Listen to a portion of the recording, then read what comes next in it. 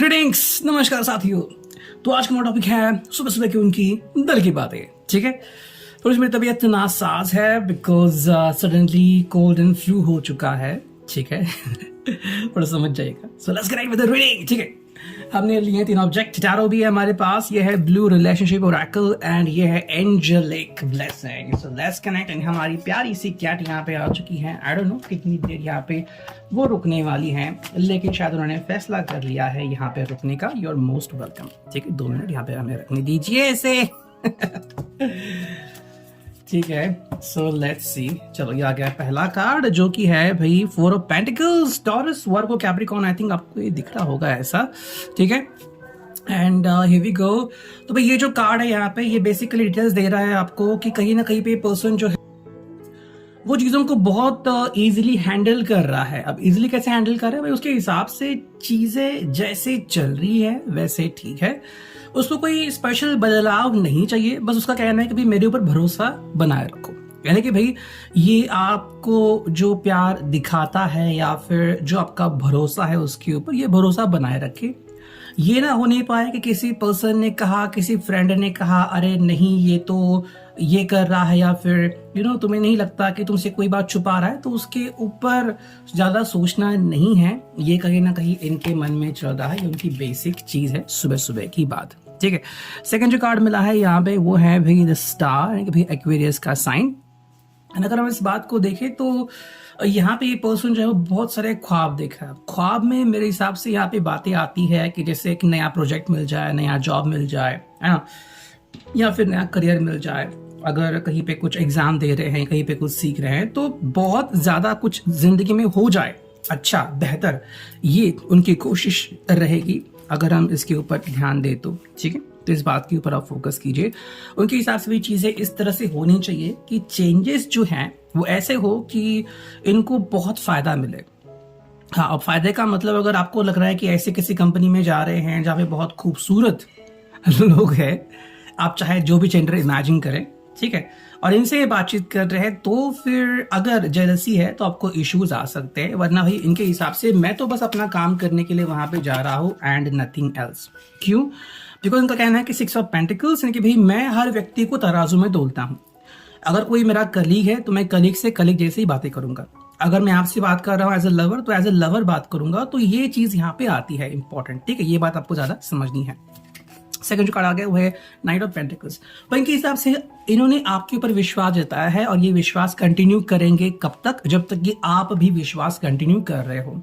ठीक है, तो ये उनका एक बेसिक फंडा है, मतलब कि दोनों तरफ से लेन देन होनी चाहिए। ये नहीं कि बस इनकी तरफ से लेन देन हो रही है। ठीक है, तो वो बात यहाँ पे स्पेसिफिक आ रही है।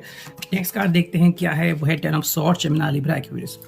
कुछ रिश्ते हमें ऐसे भी दिखते हैं जहां पे बात करने लायक कुछ बचा नहीं है, या फिर ये पर्सन ऐसा कुछ बोल गया है कि आपके हार्ट को बहुत तकलीफ हो गई है। ठीक है, मान लो ये पर्सन आपको छोड़ के चला गया है, या फिर इस पर्सन ने कुछ ऐसा कहा है, बवाल मच गया है, तो अब ये पर्सन से बात करने में कुछ भी रहा नहीं गया है। And that is the main thing. जैसे कि कुछ लोग मिलते हैं ना, मान लो कोई पियक्कड़ व्यक्ति है या फिर कोई सेंस में नहीं है और वो बोलने लगता है, तो लोग उसकी तरफ ध्यान नहीं देते। बिकॉज अगर आप ध्यान देते भी हो तो आपको कुछ भी नहीं मिलेगा। बिल्कुल वही चीज यहाँ पे आपको देखने को मिल रही है। नेक्स्ट कार्ड है वही हाई प्रीस्टेस। ये काफी इंपॉर्टेंट है।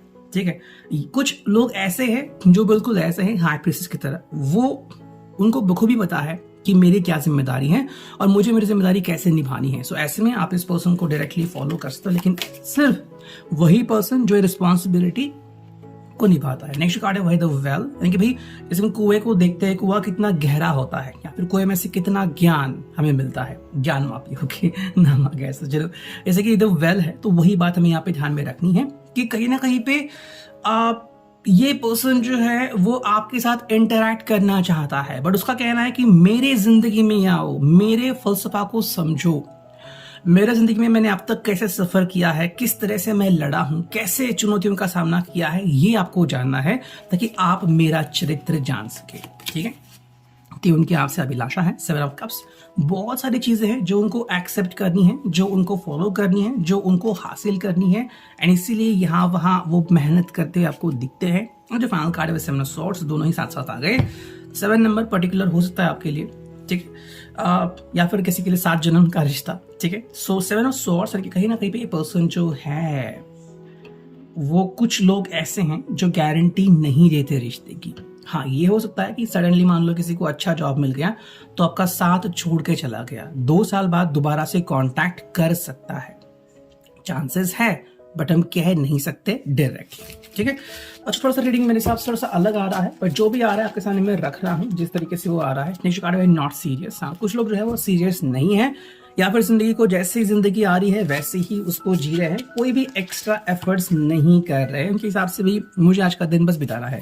जो कार्ड है फोटोग्राफ्स, तो मे भी आपके पास उनकी फोटोग्राफ्स जिसको देख के आप जिंदगी जी रहे हो, या फिर आपकी फोटोग्राफ्स उनके पास है जो लगातार देखते रहते हैं, आपको याद करते हैं, वो चीज़ यहाँ पे आती है। उनके हिसाब से value is very important. Value मतलब क्या कि आप एक दूसरे को पसंद कर रहे हो, तो आप में ऐसी क्या बात है कि ये आपको पसंद करे, इनमें ऐसी क्या बात है कि आप इनको पसंद करें।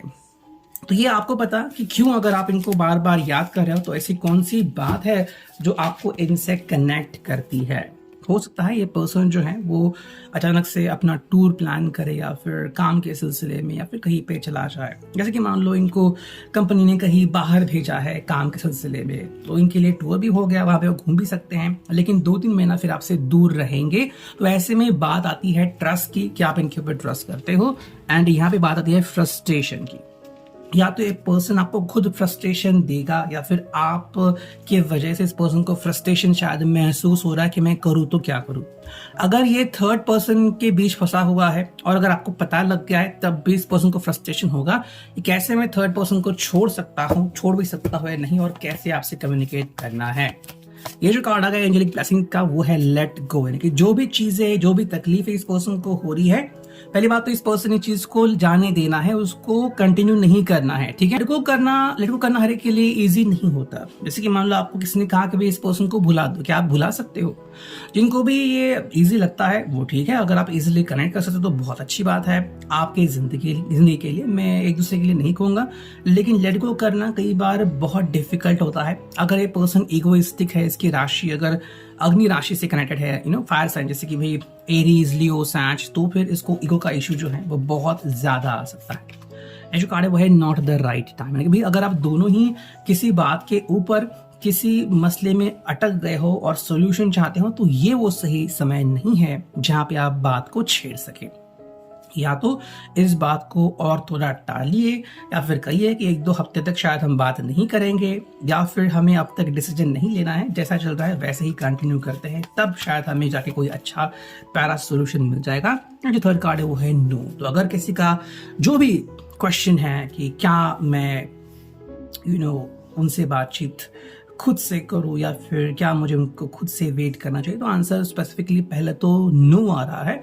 नो का मतलब कंप्लीटली नो नहीं होता, बल्कि जहां पे आपको लग रहा है कि नेगेटिविटी है, नकारात्मक है, निराशा है, उस चीज को आपको हटाना है। तो अगर आपको खुद से कोशिश करनी है सही तरीके से, जैसे कि मान लो आपको इनको कॉल करना है, थोड़ा सा रुक लीजिए, यहाँ पे पेशेंस काफी जरूरी है, थोड़ा सा वेट कर लीजिए। मान लो 2 घंटे बाद कॉल करना था, 4 से 6 घंटे बाद कॉल कर लीजिए।